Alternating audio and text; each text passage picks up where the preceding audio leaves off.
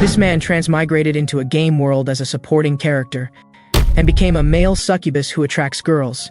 But most importantly, all the girls he attracts are villain characters. There's a game called Savior Rising, a youth campus game. Although the plot is cliched, it's still quite fun to play. The day after the man cleared the game, he transmigrated into it, becoming the heir of a frontier baron family, Dowd Campbell. He's the lowest tier supporting character in this game world. The Campbell territory is mainly responsible for agriculture. The people here live an isolated life far removed from the empire. But today is the day when the Lord's son Dowd Campbell enters the Royal Academy. His father reminded him never to cause trouble, because the empire is a place where noble people gather. Dowd naturally understands he needs to keep a low profile and try not to attract others' attention. His status panel is all the worst stats. He hasn't awakened any skills, and even his ability values haven't been developed. As a game player, he's never seen such a trash panel. This game starts with entering the Royal Academy, and if the player ignores the system, it will directly result in death. Most importantly, the Royal Academy that Dowd is entering will have various domineering villains. If he does anything slightly wrong, he might lose his life. He told his Lord Father, "I'll definitely be a wallflower at the academy. I absolutely won't have unrealistic thoughts about improving the family's reputation." Anyway, the protagonist will handle all the main story quests. He just needs to enjoy academy life. It should have been like this. But why? Am I sitting in the same carriage as her? She's known as the Bloody Elnor. The Elnor who leaves corpses everywhere. She's the final boss of this world, Elnore Eleanorais La Tristan. In the game's plot, she had friction with the protagonist and eventually had a mental breakdown and was possessed by a demon. Only a fully developed protagonist can defeat her. Elnore also noticed Dowd's unnatural expression. She told Dowd that the Duke's family chose the ordinary carriage to show they're approachable. The Elnor in the game should be an arrogant person, but the real her is so gentle. Dowd was a bit surprised. Elnor is actually quite nice. Elnor thought they had met before. The Elnor in Dowd's mind is a very strict perfectionist. He understands he's a minor supporting character and should reduce conversation with her. While he was staring out the window in a daze, a huge rock flew over. Without thinking, Dowd lunged toward Elnor. With a loud crash, the rock hit the train. Elnore's protective necklace activated. Thanks to her necklace, Dowd was also safe. Dowd's whole body fell on top of Elnor. He only got up after her reminder. Although this was Elnor's first time having physical contact with the opposite sex, she wasn't angry. She thought Dowd tackled her to protect her. In reality, Dowd just wanted to take advantage of the protective necklace. Elnor asked Dowd what his name was. After much consideration, Dowd still gave his real name. Elnor said she wouldn't forget Dowd's kindness and would definitely repay him. The system also prompted that Dowd gained the villain's favor, met the awakening conditions, and obtained Desperate Situation and Fatal Charm. The train was damaged, but there weren't many casualties. Dowd had to take a carriage to the academy. He also understood why he couldn't awaken abilities before. Because the Campbell Baron territory had no villains at all, so he could never awaken abilities. Desperate Situation allows Dowd's ability values to instantly increase during crisis moments. Fatal Charm easily gains villain favor. The more extreme the villain's personality, the stronger the effect. This Fatal Charm skill is too strange. All the villains in this game are wrong. There's a boxer who gets excited at the mention of fighting. There's a maniac who draws his sword within 3 steps. There's an assassin who kills for money. And there's even a genius mage with no emotions. Getting involved with any of them would be troublesome for Dowd. As an experienced game player, this is Dowd's first time encountering such a situation. Although he smoothly got through the opening ceremony, the teachers all wondered how a country noble like Dowd ended up in the same carriage as Elnor. Most importantly, rocks can't fall on that carriage for no reason. Hearing this, Dowd decided to avoid her, but the system has already connected him with Elnor. For Elnor to become the final boss in this Royal Academy full of conspiracies and schemes, it's definitely not a simple task. While Dowd was still considering these things, the entrance ceremony's strength test was about to begin. His opponent had also been arranged. She seems to be the strongest genius in this world. She's the protagonist of the Savior Rising game, Elia Crixanax. Dowd felt he was probably doomed. Meanwhile, on the other side, everyone was discussing why Elnor was late for the entrance sparring. The bloody Elnor finally returned. The academy teacher questioned why she came so late. Elnor explained, "I went to handle something. I killed the 12 assassins who tried to kill me last time, because reporting to the academy would be too troublesome, and I can't possibly let go of people who want to kill me." The teacher told Elnor to change clothes and prepare for sparring. Now it's the duel between Genius Ilya and Dowd. Elnor just felt that person was strange. At this moment, Dowd still didn't know how to fight. The watching students all discussed, wonder how many rounds he can last. Dowd knew with his trash panel, if he took a punch from this girl, he'd probably die. Fortunately, he has the Desperate Situation skill. The lower the survival rate, the stronger the ability. Plus, with Fatal Charm's existence, if he luckily survives, he'll probably attract more villain characters. Combined with Dowd's gaming intelligence from his previous life, his survival chances would also increase. At this time, Elia also asked Daud, "Are you very weak? I was planning to punch you once, but seeing you're too weak, I can't bully you." Daud also wondered, "Why do you want to punch me?" Elia said she hates Elnor and the entire Tristan family. Daud also remembered the game setting. Elia has enmity toward the Tristan family. He defended that he just sat in the same carriage as the Tristan Duke's daughter. Mentioning this made Elia even angrier. To quickly become stronger, Daud only has one method: attracting villain characters. To get Elia to go all out, he even said he likes Elnor. Hearing this, Elia's expression changed. "How much you hate her is how much I like her." After hearing this, Elia rushed directly at Daud. With just one sword strike, she broke Daud's sword. After discovering he dodged this strike, Elia prepared to thrust out her second sword with full force. The system popped up, sensing this danger may threaten life. Desperate situation upgraded to X level. Daud punched Elia in the face. He only then realized this was the highest level skill. No one expected what happened. Daud punched the genius Elia flying. He couldn't believe it himself. What was going on? The students were even more shocked. After this, Professor Kendred repeatedly watched Daud's duel footage. Someone thought Daud was really good at pretending. A guy with no supernatural abilities or combat techniques defeated genius Elia with one punch. No one in the academy could withstand that punch just now, including him as a professor. Although he doesn't know what method Daud used to defeat the hero candidate Elia, no matter how you look at it, Daud is a monster genius. But the principal couldn't accept that Daud defeated Elia.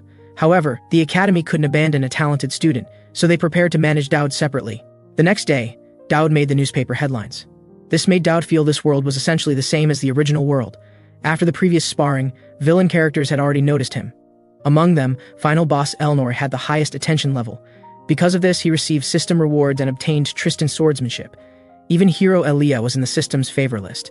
Daud really couldn't understand how hero Elia, who's not a villain, could have favor toward him. At this time, there was a knock at the door. Recognizing whose voice it was, Daud didn't plan to open the door. Elia said if he didn't open the door, she'd break it down. Hearing this, Daud cursed. "She's really a bastard." Hero candidate Elia said she wanted to get to know Daud better. After being rejected by him, on her way back, Elia bumped into someone and knocked their snack bag to the ground. Elia hurriedly apologized and picked up the snack bag for them. The person she bumped into was Elnor, who also asked if Elia was hurt. Looking at Elnor's face reminded Elia of bad memories from the past. In her eyes, everyone from the Tristan family were enemies. Trembling all over, Elia instinctively gripped her sword. Elnor still reached out to ask for her snack bag back. Elia never expected that even after seeing her grip her sword, the other party had no intention of counterattacking. She even thought Elnor was looking down on her. She really couldn't understand what relationship Daud and Elnor had. When returning Elnor's snack bag, Elia also told her Daud's room was just around the right corner. Elnor's face darkened as she questioned how Elia knew Daud's room and what business she had with him. Feeling the killing intent, Elia explained, "We're just new students getting to know each other." Elnor reminded Elia that opposite-sex interactions between new students are prohibited, but Elia didn't remember the academy having such a rule. Elnor immediately said this was a school rule she, as student council president, had just established. Also, you're not allowed to go to Daud's room anymore. Elia asked, "What's your relationship with Daud?" Elnor explained, "We have no relationship whatsoever." Finally, she reminded Elia to remember the school rules. But Elia remembered what Daud said during the previous sparring, "How much you hate her is how much I like her." She thought Daud and Elnor definitely had something going on. To gather intelligence, she decided to get close to Daud. Finally, it was time for the class placement test. Because Daud defeated the hero candidate, he was assigned to the top-tier squad. But the biggest problem was that hero candidate Elia was still pestering him. Moreover, according to the system panel, her curiosity about Daud had increased. Yesterday, Daud inexplicably received a bag of snacks and an encouraging letter. He guessed someone was following him, but there was no time to consider this now because the class placement test was imminent. Elnor's character information showed, trust level reached stage 2, related activities will happen soon. The person in charge of the class placement test was also Elnor. Daud guessed something related to Elnor would happen today. After discussion, the academy teachers decided, because Daud defeated hero candidate Elia, the academy had high expectations for Daud's performance in the class placement test, and arranged for Elnor to supervise the exam. Elnor led a group of students into the exam location. The entrance was sealed, making it pitch black inside. Elia asked what was going on but couldn't get an explanation. Daud knew this wasn't an exam but a trap. The system prompted, Elnor-related activity begins. Assassins are attempting to kill Elnor, please protect her. Daud also discovered this team was a bit strange. The people present were all members of the original game's protagonist team. From the plot perspective, this was their first meeting. Each member of the protagonist team was very strong. Thinking of this, Daud suggested everyone go to the central hall, where there are first aid supplies and equipment. Staying here makes it too easy to be ambushed. President Elnor should have sensed there were other people here. Dowd then suggested he wanted to go in another direction. Elia questioned why he wanted to act alone. Dowd seriously told them, "I can't say right now because there's an important reason I can't reveal. I'll tell everyone when there's a chance later." The important reason he couldn't reveal was naturally to keep it secret. Dowd didn't expect to easily convince everyone. Maybe because he defeated hero candidate Ilya, everyone trusted him. Now he just needed to hide alone and wait for Elnor's activity to end. Anyway, they wanted to kill Elnor so he could just find a place to pass time. At this time, a voice called out to Dowd. This person claimed to be an electrician here to repair circuits and asked Dowd to lead the way. The system prompted, sensing crisis. Meanwhile, on the other side, just after Dowd left the squad, someone wondered why they let Dowd act alone. Before everyone could figure out what Dowd was thinking, they were surrounded by a group of people. Dowd was still leading the way for the self-proclaimed electrician. Because the advanced team that previously assassinated Elnor was killed, this time their leader had to act personally. He happened to see Dowd acting alone. As a professional assassin, he judged Dowd was an extremely low-level rookie. After killing Dowd, he could use his identity to get close to Elnor, just as he tore off his human skin mask to attack Dowd. Dowd also breathed a sigh of relief. As expected, it's Hazmed. The assassin whose name was called looked confused. If it were a generally high-level expert, it would be dangerous. Seeing you're exactly the same as I remembered puts me at ease. Most importantly, desperate situation was effective. Hazem naturally didn't understand what Dowd was saying and immediately prepared to kill rookie Dowd. Meanwhile, on the other side, this group of assassins surrounding Elnor and Elia's squad were being slaughtered. They even felt these assassins were too weak. While Elia was still looking for where Elnor was, Elnor swung her sword once, sweeping 4 assassins away. She specifically left one alive to interrogate if there were others. Although the assassin wouldn't reveal any information, Elnor also guessed it was Hazmed of the Dark Moon. She interrogated again where Hazmed was. Elia didn't understand why Elnor was interrogating so urgently. She explained that Hazmed of the Dark Moon kills targets and then steals their faces. Then she asked, "Who's the easiest target to eliminate here?" Elia also thought of that person, but she really couldn't understand why Dowd would sacrifice himself. Most importantly, these people's target should be President Elnor. So she asked again what relationship Elnor and Dowd had. Elnor emphasized again they had no relationship. Meanwhile, on the other side, Hazem still didn't know what was happening, because he was currently being beaten up. Being brutally beaten by this apparently weak rookie with a wooden stick. Dowd used Tristan's swordsmanship for the first time. Hazem recognized this as Tristan's swordsmanship and knew he shouldn't have messed with this guy from the start. He pointed out that Dowd deliberately acted weak to lure him in and questioned who Dowd really was. The system prompted activation of Fatal Charm. The villain is in awe of your careful planning. As a game player, Dowd knew weapons couldn't be used in this place, so he deliberately led Hazem here. Hazem told Dowd to kill him, but Dowd said he didn't plan to kill Hazem. He was going to let him leave, alive. Then spread rumors of the assassination failure. If even a master like Hazem fails, no one will try to assassinate Elnor anymore. Although Dowd didn't know who the client was, he knew that if this continued, the demon inside Elnor would probably revive, so this possibility must be cut off. Hazem questioned that letting him go might mean he'd try to assassinate Elnor again in the future. Then try again. I'll protect her when that time comes. Hazem asked Dowd if Elnor was that important. Dowd readily admitted this. The system prompted Fatal Charm activation. Villain favor greatly increased. Villain favor greatly increased. Villain favor greatly increased. At this time, Dowd also noticed someone coming. He turned around and found Elnor coming here. After the class placement test incident ended, the academy teacher suspected there was probably an inside collaborator. Otherwise, how could the assassins get in so easily? These assassins had only one target, kill Elnor. The new students were all praised for repelling the assassins. Only one person was an exception, Dowd Campbell. He seemed unwilling to attract the academy's attention. Elnor hadn't been listening to what he was saying because she was thinking about other things. The angry teacher threw ink and questioned Elnor what happened. Spacing out all day, what's wrong? Elnor said there was someone she cared about, and you just mentioned him. Without thinking, everyone knew this person was Dowd. The teacher thought Elnor had fallen for that country bumpkin Dowd. Although he didn't know how he seduced you. If this gets out, who knows how the Tristan family will react. Elnor hurriedly explained he didn't seduce her. The teacher reminded her to be vigilant. No matter how he shows goodwill, the old you would have been suspicious. What's wrong with you now? Elnor suggested she could test Dowd and observe him closely. Meanwhile, on the other side, Dowd also received a letter from the academy stating they were adjusting class placement results. Obviously, he could be thrown into any class, but according to rules, he should enter the special class like Ilya. At this time, the system prompted completion of the main quest, and the next quest updated. Please resolve the new student welcome party incident. Reward: exclusive equipment materials. In the game, the new student welcome party determines future careers, like archer, warrior, etc. Dowd decided to consider career choice later. The problem now was that 2 quest activities overlapped. Elnor's favor level jumped several stages. Elia's favor also increased, so her quest activity also began. The final boss and game protagonist's quest activities happened simultaneously. This was definitely a major event. At this time, the system reward of Elnora's skill card arrived. He could freely copy one of Elnora's skills. Dowd was amazed he could copy the strongest boss's skills. Using it now would probably be a loss, because although Elnora was the Academy's top predator, like Elia, she was also a growth-type boss. She'd have countless powerful skills in the future. Now he needed to get an item that would be useful in 3 days. Dowd came to the rundown warehouse. He bought some identity-concealing items from the point shop. This warehouse was where he farmed equipment as a player in his previous life. Dowd searched around here and found quite a few items, but the most important item was still missing. Finally, he found this incense burner containing ancient power. Dowd took the incense burner from the bottom level and prepared to retreat when the accumulated junk in the warehouse looked like it was going to collapse. Sure enough, things wouldn't go too smoothly.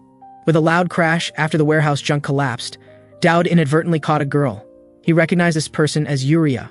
She's the boss of the second act, called the Sword God Maniac by players.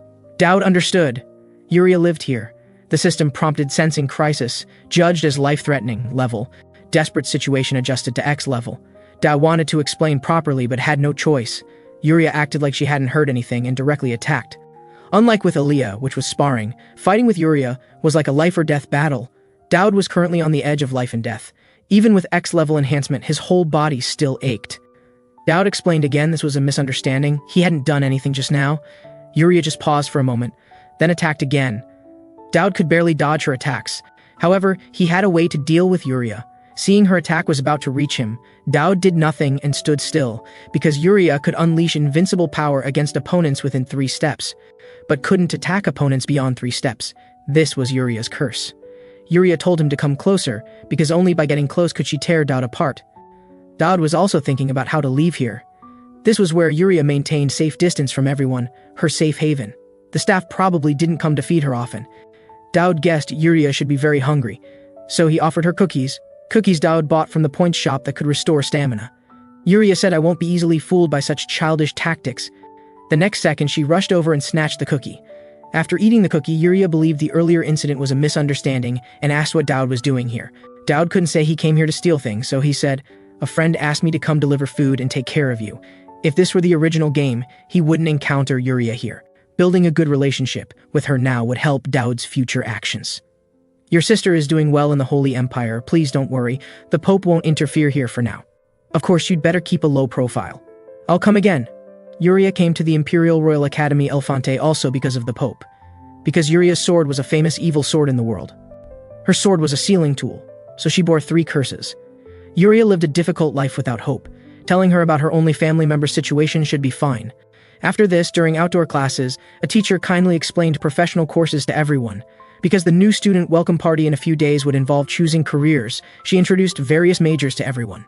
Dowd knew this was the newbie tutorial explaining various things. He couldn't be careless or he'd suffer. A student asked if the front was the Void Zone. Dowd knew this was the product of the historical god to demon war. Gods as messengers and heroes who inherited this power sealed demons here. After hundreds of years, the divine power and death aura here were still in conflict. If demons were released, this would become the most dangerous place. After consultation between the Holy Empire, Tribal Alliance, and Empire, they established the Golden Triangle here to monitor this place. That's why the Empire's Royal Academy Elefante and several other academies exist here. A student wanted to get closer to observe. The teacher told everyone they could observe within the protective barrier cast by the 6 winged angels. Dowd knew the lunch scene would come after this. He naturally planned to do something else. Dowd told the teacher he wanted to dine elsewhere. The teacher reminded him not to go too far. The nearby noble students thought Dowd was a show-off country bumpkin. Dowd took out the ancient incense burner and lit the materials he found last time. This incense burner was like a modern telephone. To use this incense burner, he specifically found a place with no one around. This incense burner could help ordinary humans connect with unimaginable and absolutely uncommunicable beings. So Dowd used the incense burner to connect to the mysterious other world. On the other side, winged angels with halos were digging in the ground. They also noticed Dowd on the other side watching them. The bald leader didn't even allow the angels to stop their digging shovels. Dowd was stunned watching this. A truck drove over, urging the angels to hurry over and move black bricks. Ordinary angels weren't even allowed to eat a cookie. The bald angel ignored Dowd and continued directing everyone to work. The angels worked all day without eating. Dowd knew the reason angels rarely descended to the human world. Angels don't have strict hierarchical structures, but they have their own set of rules. In the game plot, players could only communicate with angels in the second act. Daud also knew what they needed now, so he set out food and prepared to eat, deliberately eating with relish in front of the angels. Although the angels wanted to eat, they lacked the conditions to descend. Daud suggested the angels should eat something before working. Holding the incense burner, he activated a small teleportation trick, teleporting food to the angels' hands. The bald angel also ordered everyone to rest for 10 minutes first. The material rules of the angel world were different from the human world's rules. Daud's portion for one person was enough to fill the angels. After eating and drinking their fill, the bald angel asked if Daud had any requests. He was prepared to give Daud a blessing on the incense burner. As long as Daud stated his request, he'd try to fulfill it. Daud never expected the angel would give benefits before negotiating. How did communicating with angels become so easy? The bald angel used his insight eye to see through Daud's essence. He knew Daud had endless potential. Giving him a blessing now was like making an advance investment in him. Daud also guessed it was his trait of being liked by villains taking effect. That ability was more powerful than imagined. It depends on how you use it. Because of this trait, you're being watched by terrible yet friendly beings. Most humans would panic hearing this, but you can still remain calm. You'll definitely become a big shot. At this time, the angel's blessing was also completed. Over there, they were still urging the angels to get up and move black bricks. Daud was still thinking, what does terrible yet friendly mean? The bald angel finally admitted it, and Daud's light screen image was also closed. He was prepared to seriously consider the angel's warning. The system prompted that the divine incense burner gained 2 skills. Asceticism, level C, can use a small amount of magic to convert points into durability. Can evolve into proof of faith. Guardian shield, level C, uses a small amount of magic to form 1 protective film. Can evolve into holy soul. These 2 skills combined with desperate situation ability could cause values to skyrocket. Getting such good things right at the beginning of the plot, Daud was incredibly lucky. But needing to consume a small amount of magic to activate was too difficult for him, so he chose a niche profession. But the academy stipulated that 2 people must team up to enter the simulation dungeon. Daud said he'd be right there, don't rush. The teacher couldn't believe someone would choose such a niche profession. Not long after, hero candidate Elia came here. The Monster Exploration Department. Daud originally didn't want to get involved with Elia, but after hearing the angel uncle's words, he changed his mind. Last time you said we should greet each other when we meet, right? Daud's behavior left Elia completely confused, because he said he liked Elnor, and Elnor showed interest in Daud. Elia thought Daud was using some jealousy strategy to pursue Elnor. Then the 2 came to the academy's simulated dungeon. Daud told Elia to trust him, and he asked if Elia remembered their first meeting. You originally wanted to hit me. Since you want to be friends with me, you should listen to me. Daud directed Elia to attack the monsters. 9 o'clock direction, 3 of them, there are 2 more on the ceiling. Daud also told her these monsters' weakness was their necks. Elia killed monsters in front while Daud commanded from behind. She asked Daud to help, but Daud immediately refused. Daud told her 2 spears would fly over alternately. With your strength, just deflect them directly. In 3 seconds, dodge the button nearby. Now someone's ambushing from behind. Elia dodged the hidden weapons while blocking the ambush. She again suggested that since Daud was so strong, he should hurry and help. But Daud was really helpless because the simulated monsters had no malicious intent, so he couldn't activate Desperate Situation. That is to say, Desperate Situation wasn't omnipotent. He still needed to improve basic ability values. At this moment, Elia suddenly rushed toward Daud. Daud wondered if he was being too excessive. Elia killed a monster right next to him with 1 sword, which scared him badly. The simulation dungeon announced, "You 2 have set a new fastest completion record." Elia wondered how she could set a record fighting alone. Daud thought, I'm an experienced player. Isn't this kind of thing easy? He continued laughing it off. Isn't this great? The next dungeon has some difficulty, but if we keep it up, there shouldn't be a problem. This made Elia both angry and frustrated. Someone watched their battle through projection. She was Percy, the head of magic studies. Seeing their battle, she prepared to increase the simulation battle budget. Another teacher also said they definitely needed to increase it. Most importantly, there was something wrong with one guy. That Daud Campbell fellow. Percy just felt Daud was a freeloader. This teacher told her that the hero candidate alone definitely couldn't achieve this level. In ordinary people's eyes, although the hero candidate was brave and invincible, what was really impressive was the arrangement and synchronized commands behind each action, plus subsequent movements and predictions that were nearly perfect. He was calculating all this in his head, as if he'd fought on battlefields thousands of times. He even made a bet with Percy. At this time, Daud and Elia, who were clearing dungeons, heard a voice. I'm Kendrid Valtadora from the Night Department. Can you hear me? Your battle has caught my interest, so I made a bet with the Magic Studies head. Can you break our record from when we were new students? If you really succeed, you can make one request to Percy. Hearing this, Percy thought, is this necessary? Daud said this level would definitely be broken. Percy thought these two were too arrogant. Kindred announced the contest begins. Elnor arrived here and discovered that her body had been having some issues lately. Since she couldn't remember the moves her mother had taught her before, she just practiced once and that was it. There's a dark rumor about demonic blood running through Tristan's family lineage, which has two meanings. One refers to their possession of talents beyond ordinary people, while the other refers to berserkers who could potentially go berserk at any moment. They become violent and lose their sanity. Although members of the Tristan family are all outstanding and have made many contributions, they all live miserably in their old age because of this reason. The situation isn't serious yet. Elnor's mind is just blank. Didn't you say you wanted to know information about a certain person last time? I just happened to gather intel on him. Dowd Campbell is currently with the next hero candidate. Elnor asked again, who is this next hero candidate? It's that girl who spars with Dowd, Elia Crixinax. So the two of them are alone together because the practice exam requires pairs of two. Hearing this, Elnor sighed deeply. Take me there right now, immediately. Meanwhile, Elia felt that even Dowd couldn't possibly break the record, and there was no reason to challenge it.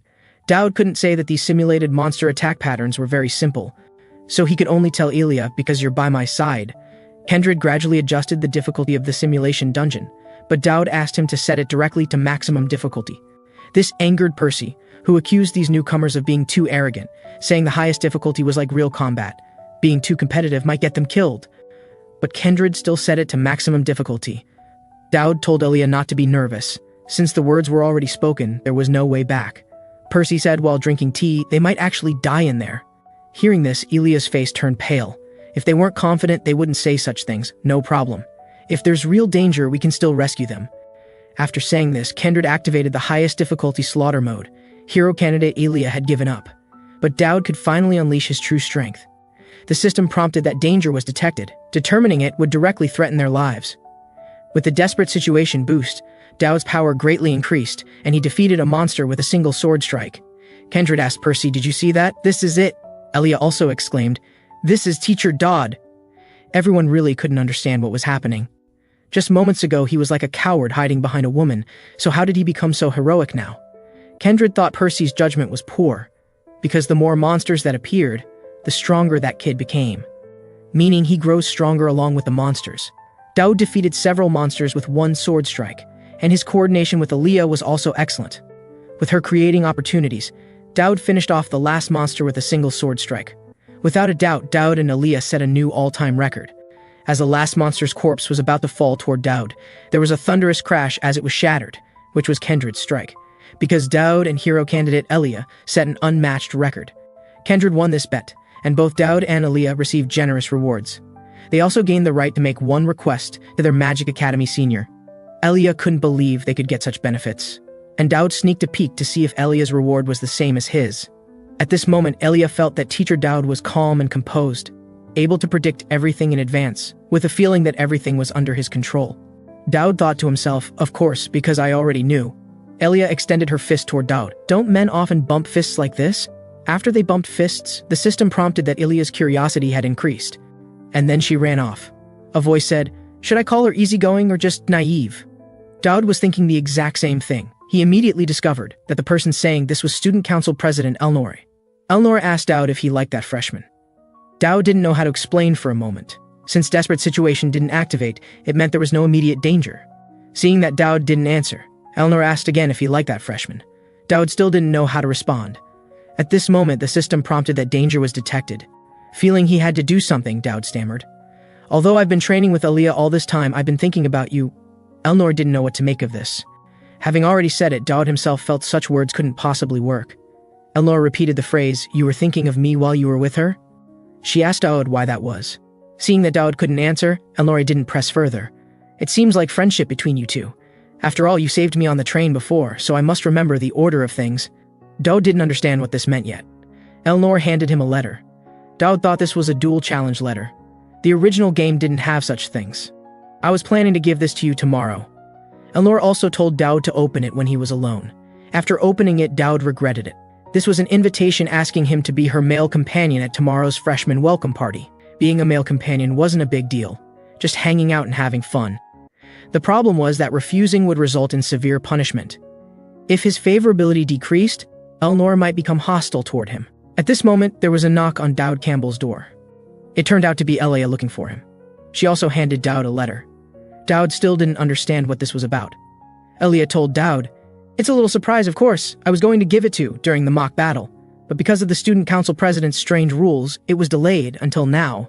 She also told Dowd to go inside and read it, and after saying that, she jumped down from the building and left. Dowd just felt these people were acting strange, and he still held on to a glimmer of hope. If it was from Elia, it really could be a dual application. But she just said it was a little surprise. Now both the final boss and the game's protagonist had invited Dowd to be their partner. Even in a game, they wouldn't dare play it this way. At the very least, the system should provide a way to solve the problem. If Dowd chose Elnora, he would be identified as a villain by the protagonist. If he chose Elia, he would become an enemy of the final boss, and his life wouldn't be spared. If he refused both, he might die even more miserably. After much internal struggle, Dowd chose to meet with both of them. The next day's welcome party for new students had a very large crowd at the venue. After getting dressed up, Elia arrived here. Of course, Dowd also came here, but his expression looked a bit off. The two of them walked through the venue like this. Dowd had spent all his points in the shop to buy a clone, which could create an identical copy of himself. System prompt, double date. You have decided to deceive two important figures. You cannot be discovered before the event ends, or you will face punishment upon failure. To avoid being discovered, Dowd also selected a cold gentleman personality. Suddenly, a huge roar startled Dowd. Without a doubt, this was the roar of a magical beast. This was a magical beast captured from outside, originally meant to be brought to the academy for experiments, but it would escape midway. When the main quest begins, he just needs to find a place to hide, since having Elia and Elnora would be enough.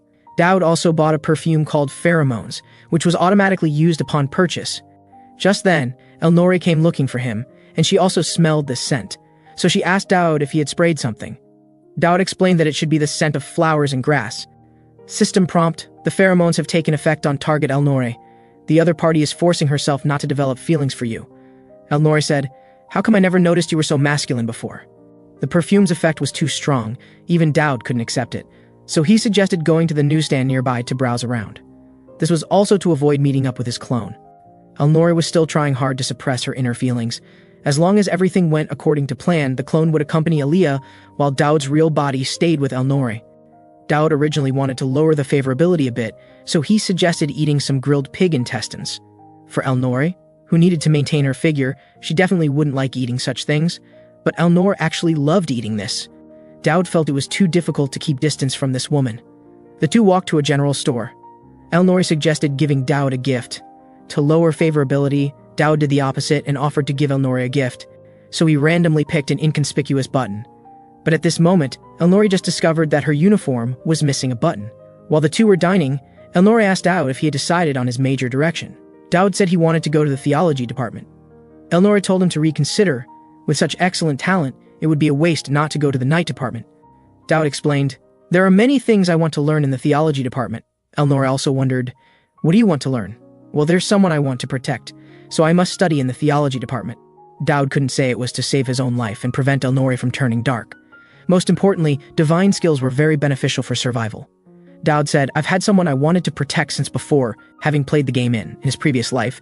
He knew that in the upcoming events, that boss was very weak against divine power. Elnora asked, does this choice have anything to do with me? She thought Dowd knew about the Tristan family's curse, that maddening syndrome that shortens one's lifespan. Dowd knew that symptom could actually be controlled through proper rest and care. Elnora asked again if Dowd knew how to solve this. Only if there are angels, guys, and it's the level where multiple archangels descend simultaneously. Elnora knew this difficulty was too high, and questioned Dowd, why do you want to get close to me? Why do you want to help me? What exactly are your intentions? Because the person I want to protect is you. Elnora said, I don't need anyone's protection. Dowd said, frankly, if I don't protect you, I will die.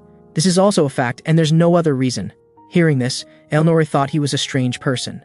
Dowd didn't give an exaggerated answer but stated the facts. This should be enough. Meanwhile, on the other side, Elia and Dowd's clone had unknowingly come to the basement. She wanted to get closer to Dowd and probe for information about the Tristan family, but didn't know how to communicate with him. Soon she discovered that many magical beasts were imprisoned here. These were the Academy's experimental materials, and most importantly, there were medium-sized magical beasts here too. These magical beasts hadn't been restrained yet, and there was even a small bomb beside the cage. With a thunderous sound, it exploded. Dowd's clone tackled Elia down, preventing her from being injured by the blast. Dowd's real body on the surface also heard this sound. The people at the venue also heard the explosion. Elia wondered why Dowd would do this. Clone Dowd said this was the right thing to do. Before she could ask further, Clone Dowd lost consciousness. At this moment, the medium-sized magical beast trapped in the cage also escaped. Elia picked up a steel pipe from the ground. This time it was her turn to protect Daud. On Daud's real body side, the system prompted, "Magical beast appears. Please suppress the magical beast. If casualties are too high, you will receive system punishment. Reward: exclusive equipment materials." Daud told Elnor to go find a priest, saying he had other matters to attend to. After saying this, he ran away. Elnor wanted to call out to him, but Daud emphasized, "We need to protect the students." He came to the basement, and the first thing he did was retrieve his clone, asking Elia how many escaped magical beasts were left. Elia was relieved that Daud had regained consciousness. System prompt: Elia's favorability increased, main storyline changed. Then he learned that one medium-sized magical beast had escaped, and there was still time to stop it if they acted now. The exhausted Elia said she wanted to rest for a while. Daud was worried about failing the main quest and facing punishment. At this moment, at the new student welcome venue, the magical beast was attacking the barrier here. Professor Kendrid wasn't here, and the priest couldn't use angelic protection either. Elnor was so angry she accused, "How can such a person still be a priest? Angel's blessing, this kind of high-level barrier. Ordinary priests really couldn't perform. They could only wait for night support. Using magical beasts for research was wrong in the first place, which is why power can't be given to your Tristan family." Daud, who ran over from the basement, snatched the prayer beads from the priest's hands. Only he could do it. This priest scolded Daud, "What does a student like you understand, you bastard?" Daud put the prayer beads into the sacred incense burner so he could use penance and sacred shield. System prompt: crisis detected, potentially life-threatening level, activating X-level desperate situation. He slid past the magical beast, telling the professor inside to quickly evacuate the students while he bought time. Daud stood in front of the magical beast. Penance activated, converting all ability values into endurance. Sacred shield activated, forming a barrier of wings that enveloped him. Everyone couldn't believe it. This was an angel's blessing. No matter how this medium-sized magical beast attacked, it couldn't break through this barrier. Elnor stared wide-eyed at this scene. The priest couldn't accept this reality. A formal priest would need long prayers to use such divine power, yet a student had managed to use it. Elnor wasn't surprised at this moment, because she had seen Daud hiding his true strength before. The priest was still cursing, "How is that stupid magical beast unable to break through a student's barrier?" Of course, Elnor wouldn't give him a good look. Elia, whose strength had recovered, knocked out this priest with a hand chop. He was trash anyway, so she'd spare him this once. Elnor asked where she had been. Elia explained, "I fainted in the basement earlier and just came up." More than that, Daud seems to have stored the blessing in advance and used it when needed. He's not a combat-type priest. How did he manage to do this? Normal people need 10 years of study to use divine power. How was he able to use it? Elnor also remembered Daud saying he wanted to study theology to protect her, and without any reason at that. Elia pointed out that Daud storing the blessing in his body should have reached its limit. "You should be happy, right? Daud is working so hard for you, for the Tristan family, otherwise he'd have no reason to do these things." Elia's words made Elnor fall into deep thought, because she had always been alone since childhood. But now she seemed to see a light. Elnor still thought Daud was too strange. When he used sacred protection to help students evacuate, Elnor still intervened in the magical beast battle, striking the magical beast with her sword and displaying true Tristan swordsmanship. Elnor swiftly thrust several times, then drew a moonlight sword aura. With a thunderous explosion, the magical beast was easily defeated. Such power was completely different from the swordsmanship Daud had copied, and most importantly, in the original game, Elnor hadn't intervened in the magical beast incident. Main quest: magical beast suppression. Death count 0. Great achievement. 30 seconds until the night order arrives. The professor advocating for live magical beast research was from the Tristan faction. If Elnor intervened, it would be equivalent to admitting the family's mistake. Given her personality, she shouldn't have intervened. Why did she help me? In the flames, the magical beast wasn't completely dead, and seeing Elnor about to be attacked, Daud rushed over, blocking the strike with sacred protection. He also took the impact, blood flowing from his mouth as he lost consciousness. When Daud woke up, the first thing he saw was Principal Atalante. She also told him the magical beast had been suppressed. Daud was curious why such an important figure would meet with him. Principal Atalante said there was bad news and worse news. The bad news is, Daud, you are the most watched student at Elefante Academy, and we've never seen a student who gets involved in incidents every time like you. Daud thought, "It's not like I do it on purpose." Atalante continued, "And another thing, how much do you know about information regarding demons?" Hearing this, Daud remained expressionless. The principal was surprised that Daud wasn't nervous at all facing her. Daud felt this principal had some conspiracy. For so long, only he hadn't been assigned to a class and hadn't even attended classes. The principal pointed out, "This is all because you get involved in too many incidents. We're busy controlling witnesses every day. Recently, tensions between nations are high, and as long as we discover talent, even if hell lies ahead, we must win them over." Dowd knew the tribal unrest and internal affairs of the Holy Empire were all for this moment, the Empire's succession war. The principal explained that now 3 forces formed a golden triangle, everyone maintaining friendly relations on the surface, but secretly engaging in a talent war. The Empire Elefante, the Tribal Alliance, and the Holy Empire were competing with each other, so the entire continent's atmosphere was very delicate. Dowd also understood that despite being involved in so many incidents, no one had taken action, which meant someone was deliberately suppressing the information. The principal sighed that Dowd's mind was quite good. Dowd asked, "What would happen if I were noticed?" Of course, the world would be destroyed. This scared him badly. The principal then took out a symbol and asked if Dowd recognized it. Dowd knew it was the seal for demon purification. The principal could tell he should know something. Then she explained, "Purification is an organization that worships demons, enemies of humanity. Their goal is to resurrect demons. Elnore's consecutive assassination attempts and the magical beast escape incident were all they're doing." Dowd couldn't understand why the principal was telling him these things. The principal then took out a card and handed it to him. He immediately recognized it as a dimensional key. Adelante explained, "This is a key that opens doors to other worlds, a very balance-breaking item." The principal judged from Dowd's expression that he should know something, so she continued, "If you're not satisfied with this item, I can give you other gifts." She also told Dowd to keep today's event secret. As Dowd was leaving, Atalante asked him, "How are you getting along with the hero candidate and the Tristan princess?" Dowd reluctantly answered, "Very well. That's good. Please continue to maintain this." Dowd couldn't understand why he needed to get along well with them. Of course, it's because the world is going to be destroyed. He couldn't understand how the world could be destroyed so easily. The principal emphasized, "I'm not lying to you. I'm also preparing to complete the plan's ultimate goal through these 3 people." Dowd had obtained an item that didn't belong to players. It seemed the main quest had indeed developed problems. At this time, Professor Kendrick came looking for him. Dowd quickly hid the dimensional card and asked, "What do you need me for?" Professor Kendrick explained, "Since your class hasn't been decided yet, the Academy has arranged a temporary class. Tomorrow you'll attend class with them. Class President Elnore. Vice President Elia." Dowd seemed to smell the scent of destruction. The next day in class, Elnore frequently picked on the professor, saying, "The theory is too long and doesn't help with actual combat." The professor, considering the Tristan family's power, didn't dare to refute. Elia thought the professor's lecture was fine. These arguments made Dowd's scalp tingle. Then the two began to argue. Poor Dowd, caught in the middle, trembled with fear. Elia told Elnore not to keep interrupting class. Elnore said the student council president had the right to participate in courses. Seeing the two's argument getting more serious, Dowd had to ask the professor to continue the lecture. Elia struck a victorious pose. "Teacher Dowd is indeed on my side."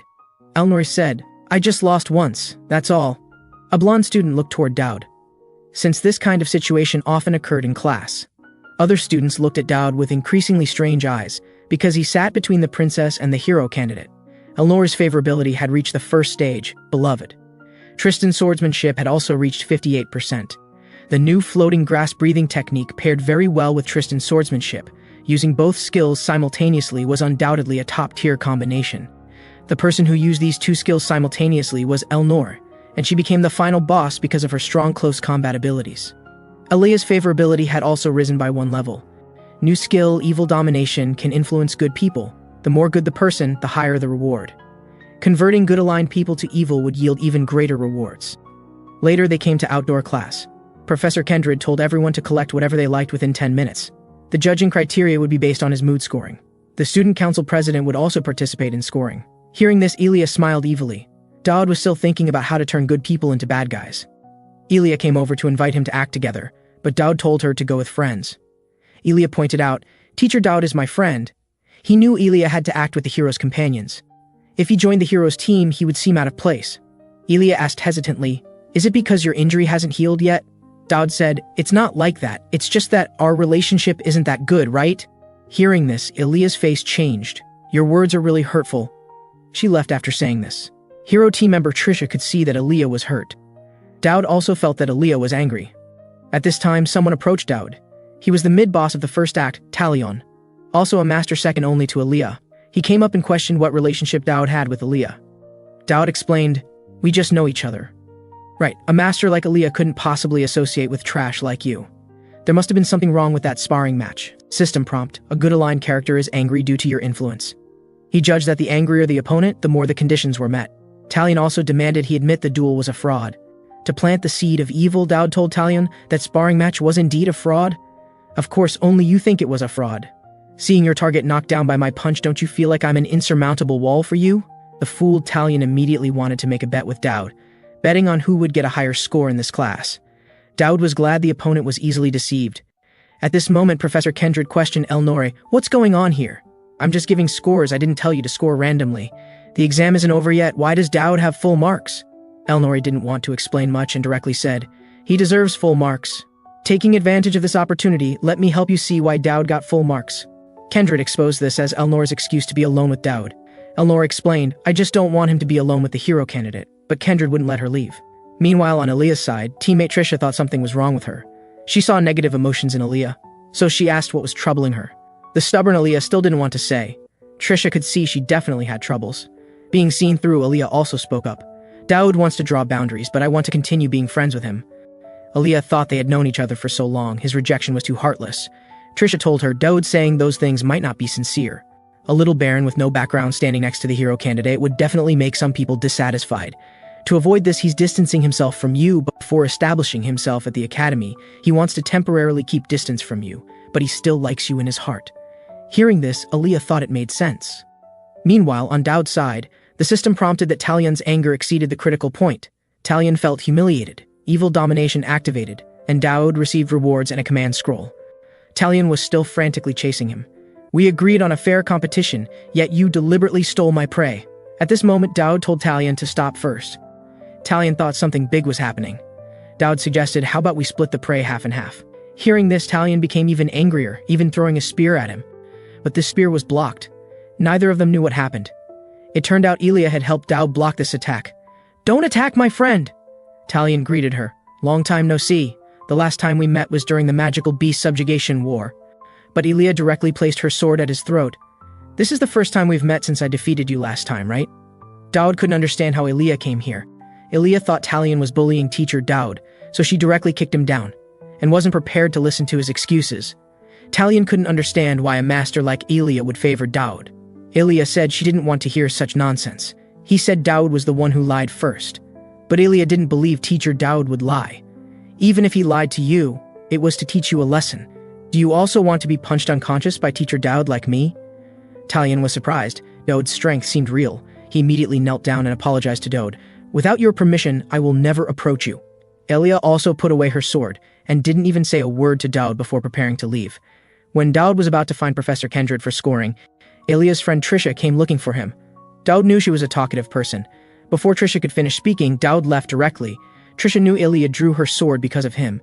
Normally, Elia would at most say a few words and wouldn't easily draw her sword on others. This was all because of Dowd.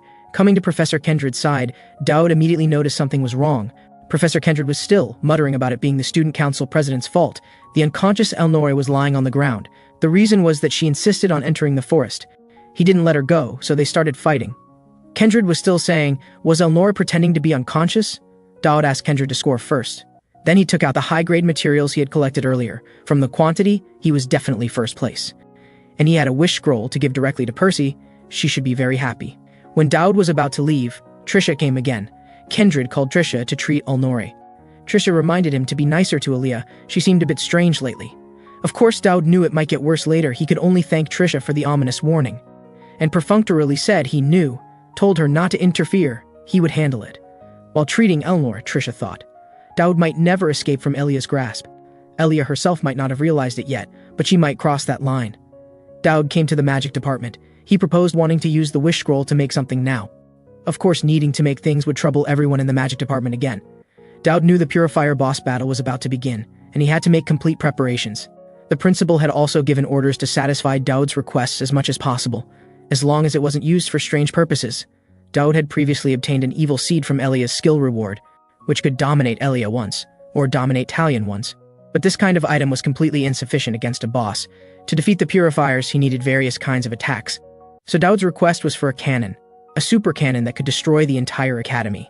Hearing this, Percy was stunned and immediately cursed Dowd as a bastard. "What's your purpose in wanting to make a cannon?"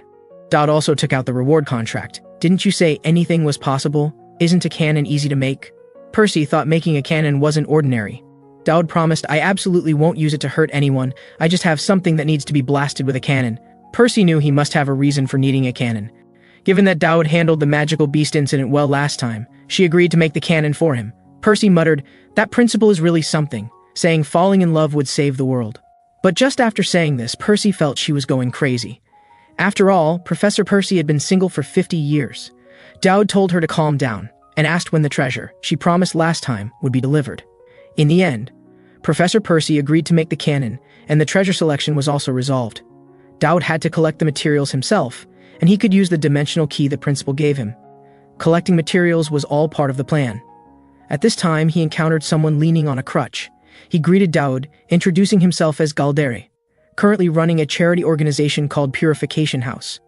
Dowd knew that wasn't a charity organization at all, it was just a place they used for money laundering. And Galdere was the leader of Purification. At this time he said, "I heard you single-handedly stopped the escaped magical beast." Saying this, he handed Dowd a business card. "This is the first time I've seen such an excellent student, so I wanted to invite you to dinner and talk about some important matters." Dowd told him to just talk here. According to the original story, Galdere approached Elia, but this time he's approaching me. Could the system have mistaken me for the protagonist? The more Dowd thought about it, the more wrong it seemed. Helplessly, he said he would consider the dinner matter. Galdere directly said, 3 days from now at Twilight Eye?" Dowd knew Twilight Eye was a high-end restaurant outside the school. Galdere's golden business card was too dazzling. He knew he couldn't avoid the main quest either. Just like the events that happened before, there were things he could do. Things he knew and things he didn't know. Full of variables and danger. If Dowd could integrate all these things, defeating the Purifiers wasn't impossible. Although he didn't know why the protagonist changed from Elia to him, he planned to retreat behind the scenes after getting through this crisis. So Dowd knocked on Elnora's door. As Elnora was about to open the door, Dowd told her she didn't need to come out. "I just came to briefly explain my purpose." Dowd cleared his throat and asked if Elnora had time 3 days from now. At this time, someone came to interrupt Elnora's response, telling her to return the books on time. "You borrowed so many books but don't read them." Elnora covered her mouth. Dowd invited Elnora to go somewhere, the two of them together to Twilight Eye. The woman nearby knew that was a famous dating spot. Elnora still asked, "Why do you want to go with me?" "I have something to tell you then." Hearing this, Elnora's face turned red, and asked if Dowd was going to pay. Young Elia was a little girl who would cry when pushed down by her brother. When her brother came back from work, he would bring her cookies. Her brother told her that thanks to the Baron, this time he might become an apprentice knight, and could go to the battlefield to gain experience. Elia just felt her brother was daydreaming. In the dream, her brother told her, "When I become a knight, I'll protect you." At this time, Elia also woke up from the dream. It turned out someone was knocking on her door looking for her. Dowd apologized to Elia, coming from the countryside. "I couldn't adapt to the atmosphere here. I apologize for saying we weren't friends last time. To make amends, I specially bought cookies." Elia, who snatched the cookies, said friends didn't need to apologize to each other. Hearing friends, Dowd's eyes lit up, and he immediately invited Elia to go somewhere together. This matter was urgent.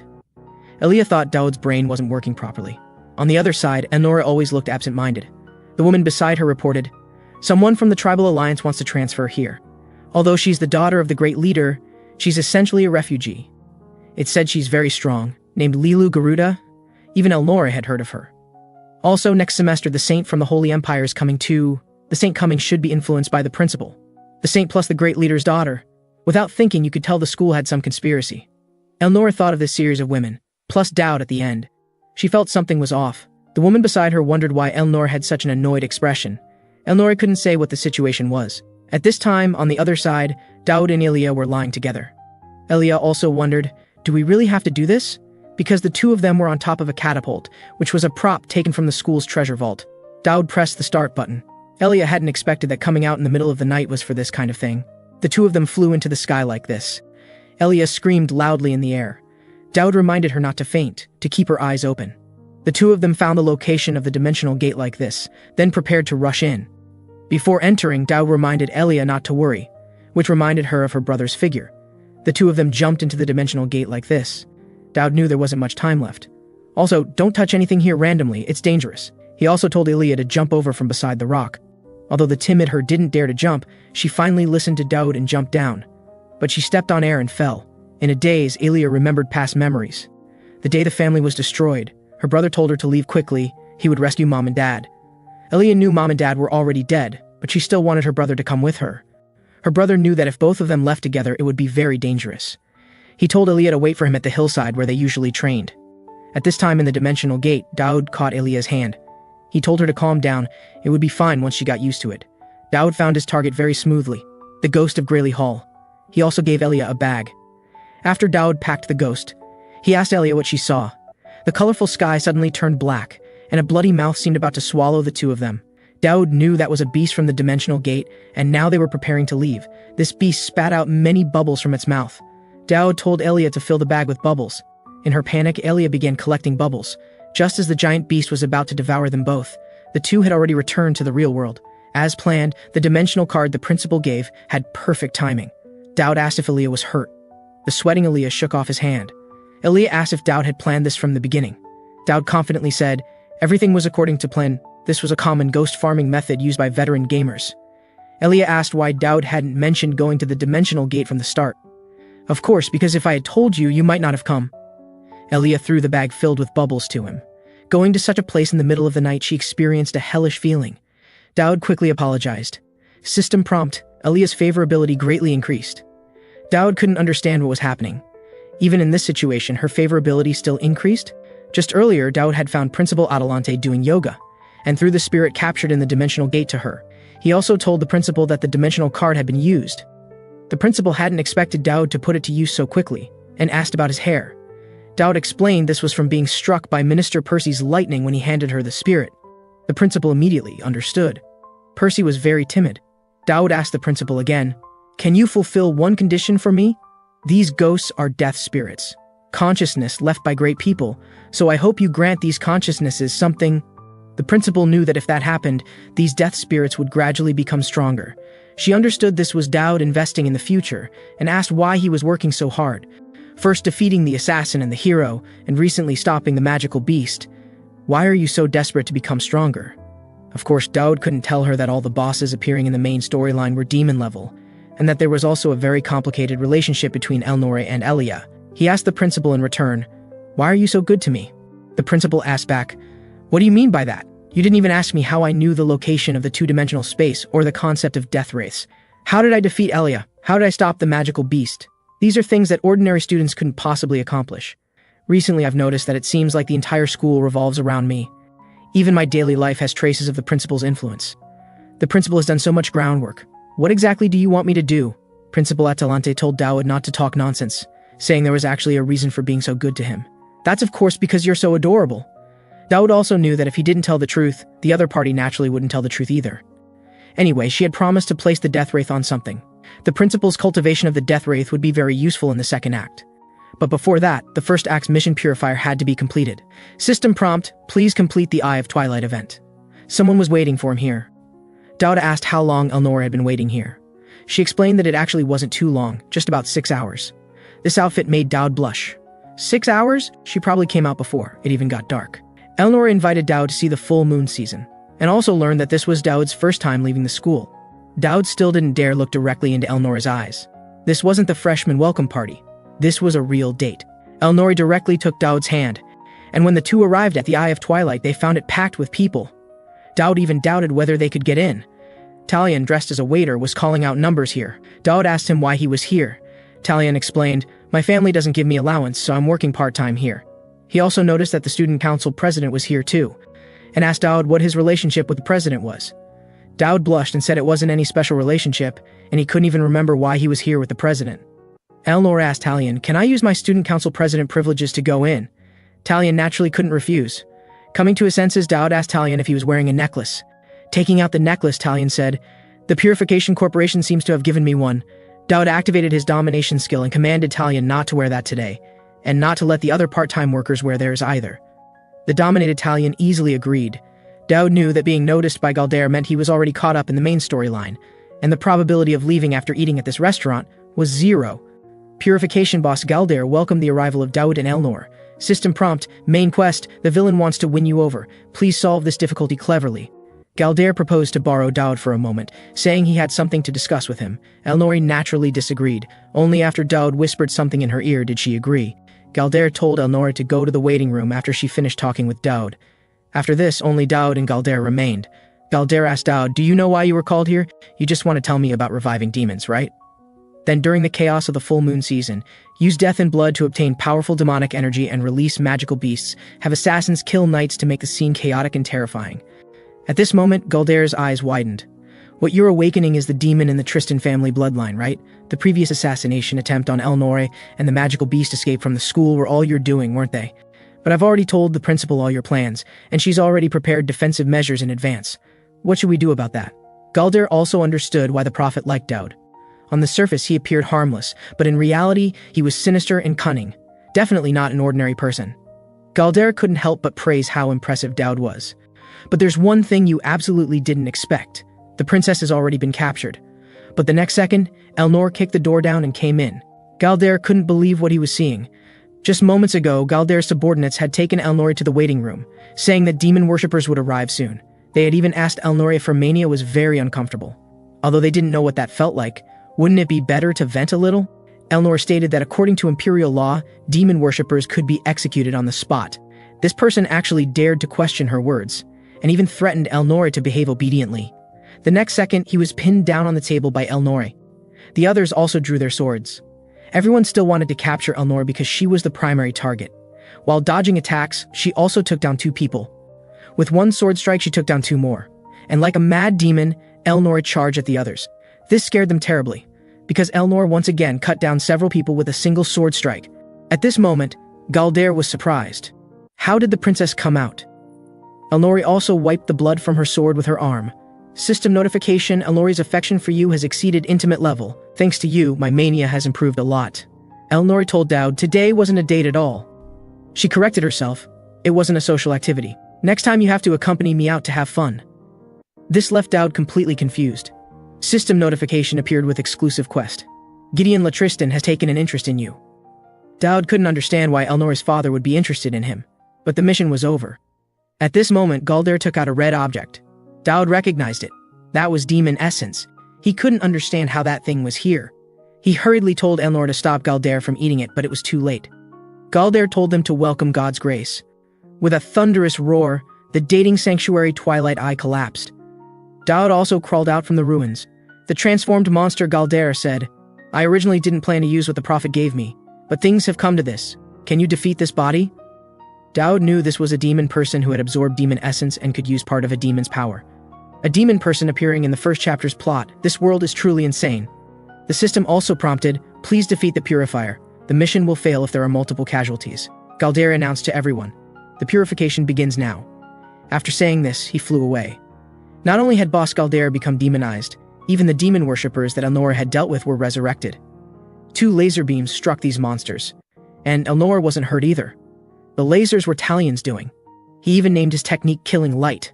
Having just emerged, he didn't know what was happening and asked them what these monsters were. Daud told Talion, these monsters are all transformed from your companions. If you wore that necklace, you'd become like this too. If you don't want to see this place become hell on earth, listen to me from now on. Talion asked, Teacher Daud, what do you plan to do now? Daud told him, I'll handle the others while protecting ordinary people and stopping the Marquis. Truly worthy of being Teacher Daud. Even facing such a terrible situation, he could still be so resourceful. Daud told Talion to run quickly. Elnor guessed that Daud probably knew where the Marquis went. Daud said, I can roughly guess. Because demon worshippers all have the same goal, spread despair and chaos everywhere, then go to their sanctuary to summon the demon pandemonium. So Galder would only go to one place. Arriving here, he prepared to destroy the barrier. Even if he couldn't destroy it completely, he could at least create some cracks. But before Galder could start acting, someone stopped him. He really couldn't understand how the other party knew he was here. That's because I saw through your actions long ago. Since you gained demonic power, you couldn't possibly miss a place where demons are sealed.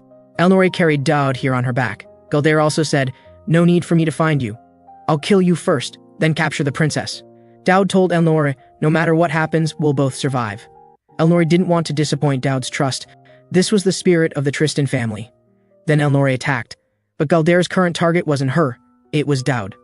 So Galder pursued the non-flying Daud relentlessly, while Daud used agile movements to dodge attacks. Elnor also seized the opportunity to slash at Galder. Seeing that she couldn't hit him directly, she could only create 2 sword waves. Galder chased Daud fiercely, telling him not to run. Currently, Daud was running in front, Galder chasing behind, and Elnor following behind, slashing at Galder. The key was that Daud could dodge every attack. But this time he tripped and fell. Seizing the opportunity, Galder unleashed his ultimate move. Just as this attack was about to hit the fallen Daud, Elnor told him to escape quickly while she bought time. Galder wasn't planning to let either of them go. Elnora remembered how she had owed Daud so many favors. It was time to repay him once. System notification, vitality necklace durability increased, stamina increased. At this moment, Elnora prepared for a final battle with Galder. While she bought time, Daud still had other preparations to make. Elnora perfectly executed Tristan's swordsmanship in a bloody battle with Galder. Galder also realized that Daud must be hiding something else. Meanwhile, Kindred and Percy had just finished cleaning up the battlefield at Twilight Eye. Aaliyah was also glad they had come. If they hadn't listened to Daud's advice to come here for a meal, something terrible would have happened. If this was a coincidence, it was too much of one. Now Daud had also recovered his strength. Talion also brought what he wanted. If only Elnora could hold on a little longer, but the next second she fell down. And Daud was also pierced through the chest by a demonic force. Elnora couldn't believe this scene. In this critical moment, Daud didn't give up on Fatal Charm, activating it toward Elnora Tristan. At this moment, the world turned black and white, and the system displayed garbled text. A horned woman appeared before Daud's eyes. Her pupils were pitch black, and she even had pointed ears. The demon's arrival caused the system to lose some of its effects. This was the gray demon appearing with Elnora's body as a medium. Fatal Charm would gain the favor of evil characters. The more extreme the personality, the stronger the effect. The gray demon seemed to be saying something to Daud, then swept a palm across his chest. A circular mark appeared on his chest. System notification obtained the seal of the fallen. Due to the seal's effect, the chest wound also healed. The gray demon just curled up like this, watching him. A world-class powerhouse had favor toward him? This was a strange feeling.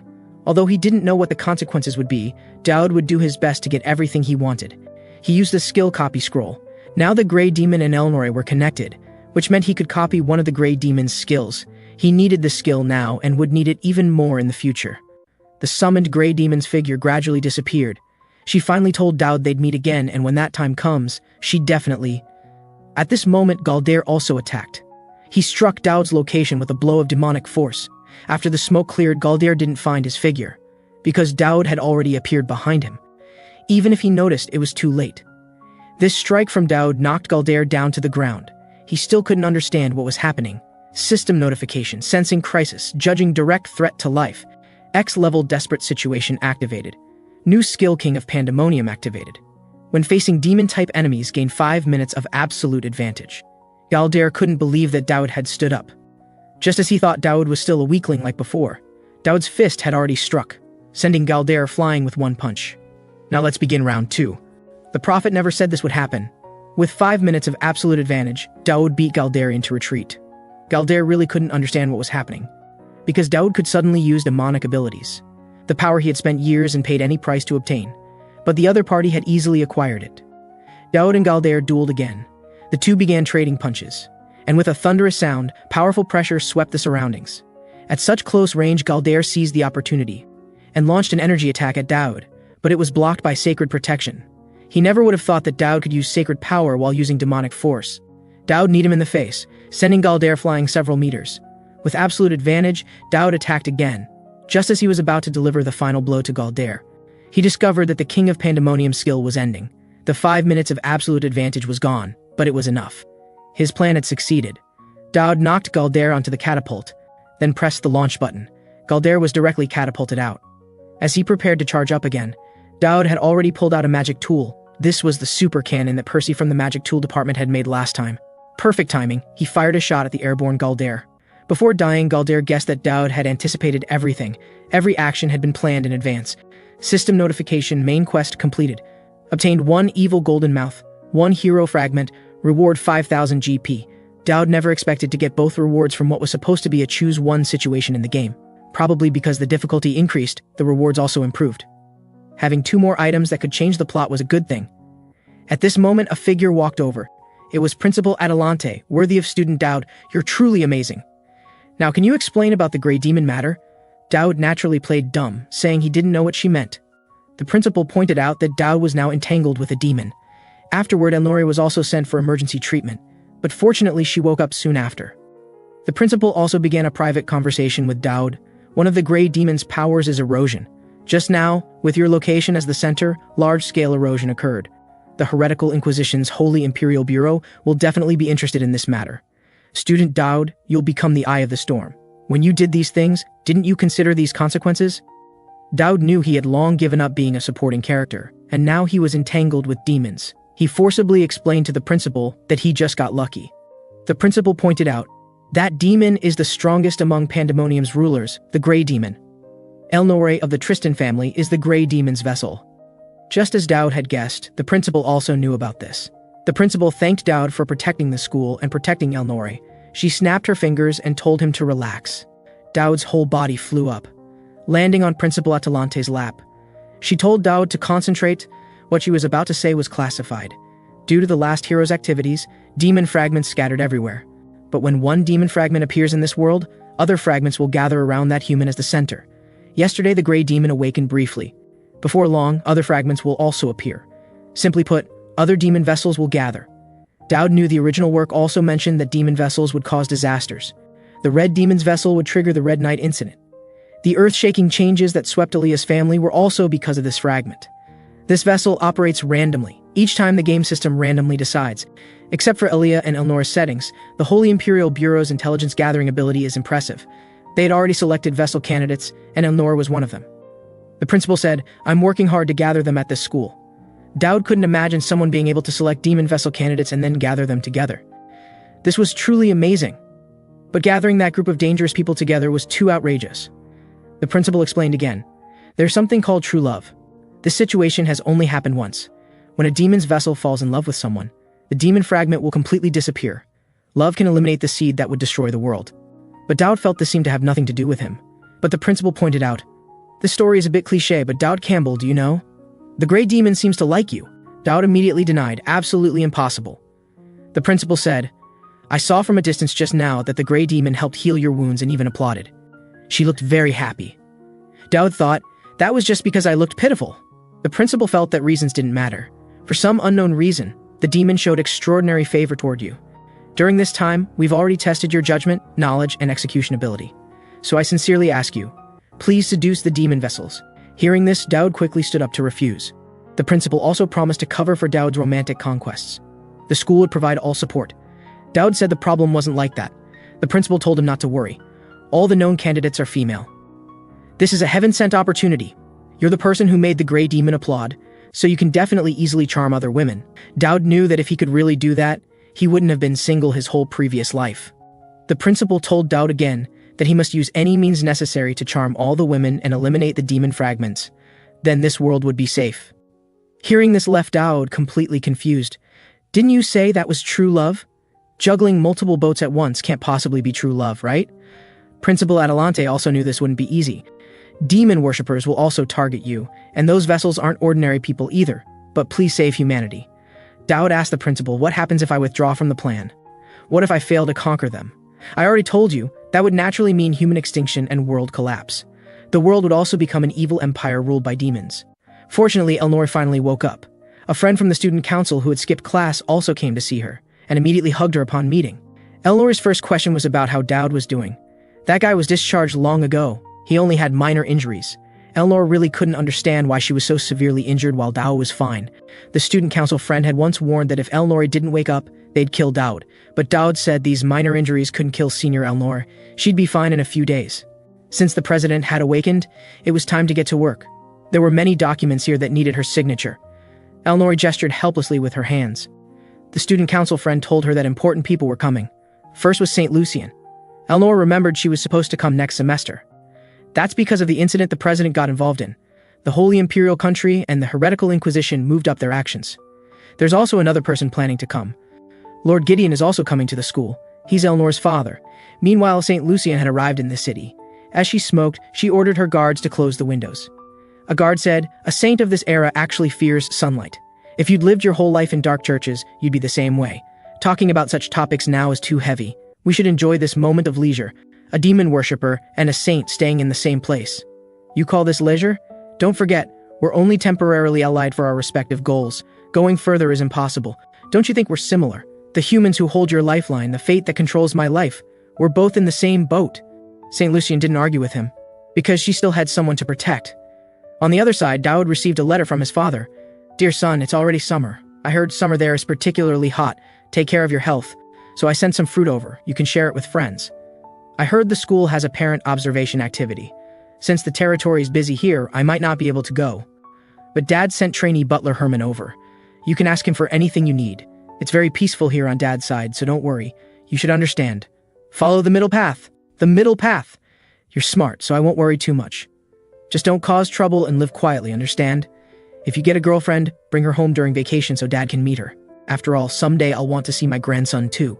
Dowd felt it was great that his father wasn't coming, but apparently someone called Herman, a trainee butler, had come. Young master, you don't need to rush to assign me anything you want done.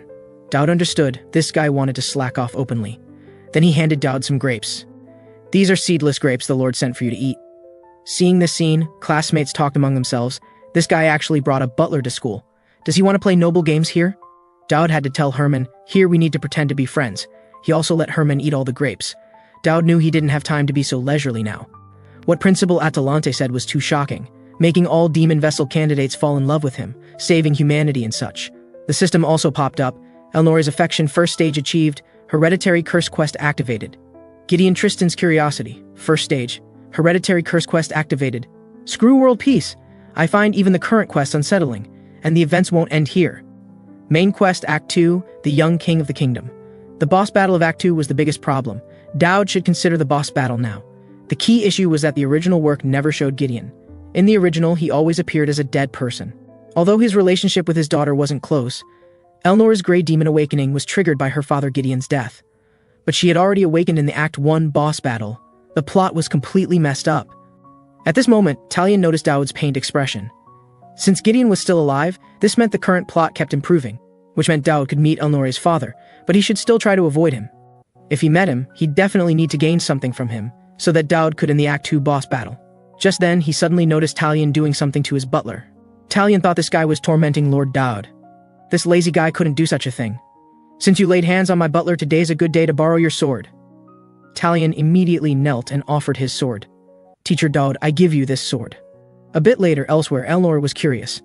Didn't you apply to the sacred department? Why are you still learning swordsmanship? Because through this troublesome incident, I understood one thing. Relying only on sacred power in actual combat makes me too weak. So I want to learn basic Tristan family swordsmanship. Since he had the skill of gaining villain favor, he'd probably continue getting mixed up with Elnora later, so this was a good opportunity to learn Tristan's swordsmanship. Elnora also thought this was the first thing Dowd had said that satisfied her. He could also use Tristan's swordsmanship to make a good impression on Gideon. At this moment a voice came. This is truly a rare sight. Student Council President, how does such a busy person have time for private tutoring? The newcomer was Hero Elia. Elnora said this was Dowd asking for her help. But President, you're skilled with one-handed swords, while Teacher Dowd uses two-handed swords. Dowd quickly explained, it's fine. I can handle both one-handed and two-handed swords. Elnora thought what mattered wasn't the type of sword, but who was teaching. Elia mocked, wouldn't it be better if I, someone who used to be a swordsmanship tutor, taught Teacher Dowd? Hearing this, Elnora immediately got angry. Are you saying your swordsmanship is better? Junior, how could that be? But I know how to defeat the president, because Tristan's swordsmanship has flaws. So both drew their swords, looking ready to fight. Herman exclaimed, Young master, is this the legendary duel? Elia demanded that Elnora not use the Tristan family's power. Elnora asked back, can you force me to use my power?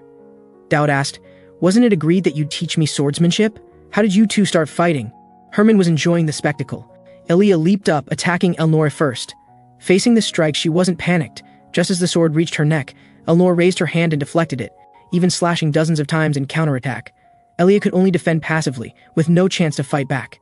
This attack power was too strong. Elia thought to herself, what am I doing? Am I going to lose to a demon? Thinking this, she began to counterattack.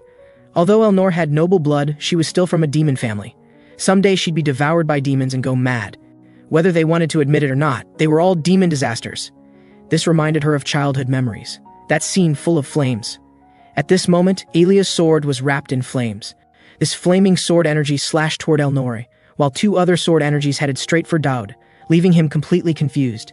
Elnora came in front of Dowd and blocked this sword energy, splitting the flaming sword energy with one strike. Elia quickly apologized, and Herman was scared unconscious. Dowd sighed, is this really human speed? She seems faster and stronger than before. Had she already begun fusing with the fragment? Elia apologized again. Sorry, I used too much force. Hero candidate, your swordsmanship is quite good, but you need to train other things besides swordsmanship. You can't let your own people get hurt, right? When Elia apologized to Teacher Dowd, she found he had disappeared. Since learning swordsmanship from these two was hopeless, Dowd had already gone elsewhere. Judging from Elnora's condition, now wasn't the time to be leisurely.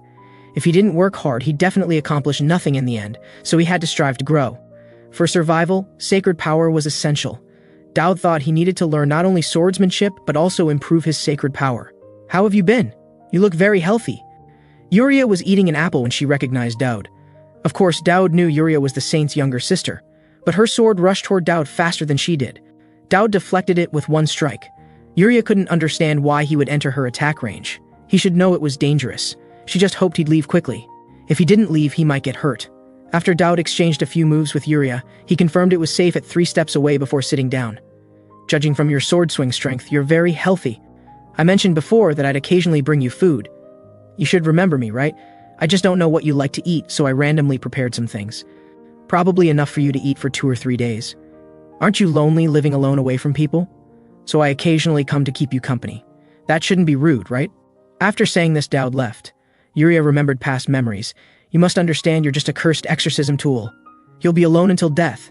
Seeing the food before her, Yuria shed tears. Only when Daud returned to his dorm did he realize something was wrong. System notification, villain's favor greatly increased. Yuria, concern first stage, reward available. Daud couldn't understand what was happening. He just played with her a bit. How did he reach the concern stage so quickly? The reward this time was the skill swordsman's concentration, improved reaction speed and precision in battle. If used together with desperate situation, the effect should be good. It had to be said, Herman was still sleeping, truly leisurely. Today was the day for the observation public class. Everyone was discussing how Tristan's swordsmanship didn't pick weapons.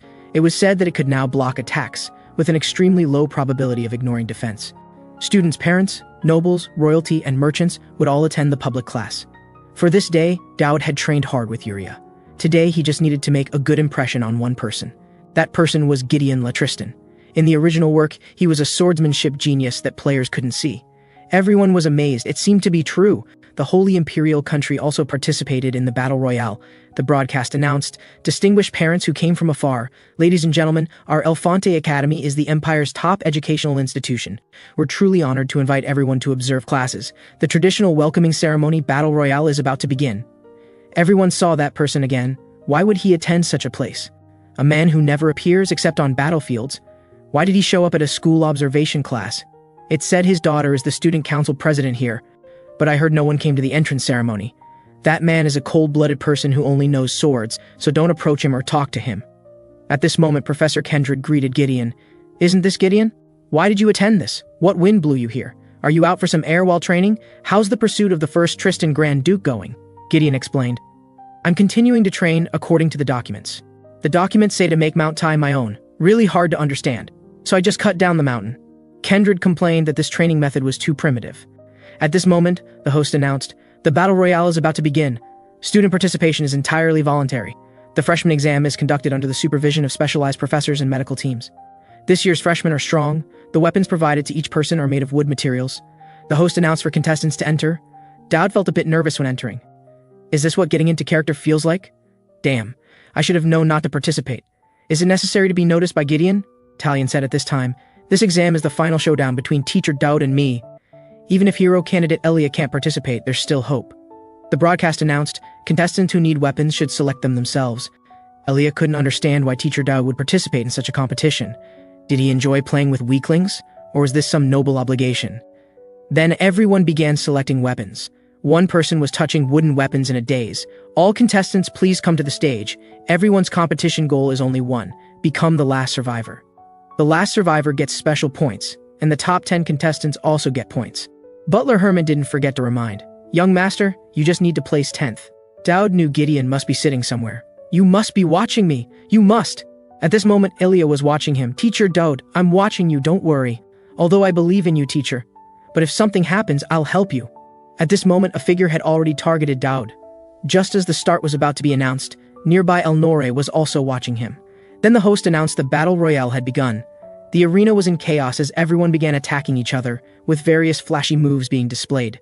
Talion also aimed at his target. "Teacher Daud, I won't hold back." Daud roared in anger, "Why are you targeting me specifically?" He easily blocked Talion's sword, not forgetting to tell Talion this was called blocking. While the two fought intensely, Gideon was staring at him. At this moment, a voice came, "You two look very interesting." System notification, crisis detected. A figure kicked over. This kick hit both Daud and Talion. Daud immediately recognized this was Lilu Garuda. How could she be here? Lilu Garuda was the second daughter of the Tribal Alliance's great chief, a character who wouldn't appear until Act 5. Both Elnor and Elia wondered who that was.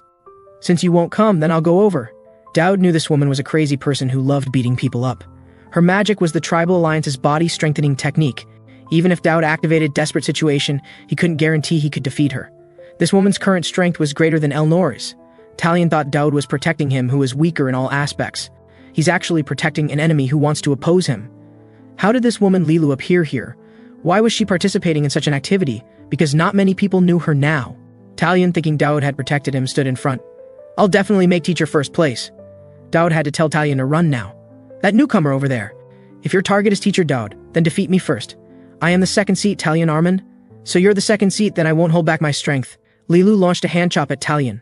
Dowd activated Swordsman's concentration, improving reaction speed and precision. You can't die. Lilu's hand chop hit Talion, while Dowd blocked from behind. This strike sent both flying. Despite using block, he still took the impact. Talion immediately coughed blood and lost consciousness. Only Dowd remained standing. I thought you were just a wimp, but you're also controlling your power. Dowd, who had withstood the strike, prepared to go all out. He just didn't know if his current ability could block her coming at full speed. Both Gideon and Elnora could see it was impossible to block, but Dowd still reluctantly fought her. Lilu's punches were both fast and powerful. Defeating her was pure fantasy. Now wasn't the time for stubbornness. Dowd chose to forfeit. Lilu was surprised. You're actually forfeiting? The nobles all commented. Coward! You're a noble. Don't you have any pride? Elia knew teacher Dowd had made the smart choice. Why don't these damn people go up and fight themselves? The host announced, this competition's winner has appeared. Lilu felt things were just getting interesting. Damn imperial trash! Dowd couldn't understand what she was trying to do. System notification, fatal charm planted, foreshadowing explosive favor. Good thing I ran fast, almost got in trouble. A bag was put over Dowd's head and he was kidnapped just like that. He didn't know what was happening and wasn't mentally prepared. Dowd Campbell, what's your relationship with my daughter? The kidnapper was naturally Elnora's father, Gideon. Dowd explained, Elnora is a friend who has been very helpful in my school life. Did Elnora also teach you Tristan's swordsmanship? Dowd knew things were proceeding according to plan.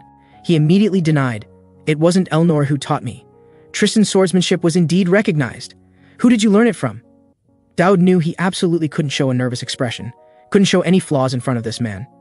Grand Duke, you should also know the Spy Lord, right? He often appears and disappears mysteriously, even going to countryside barren houses.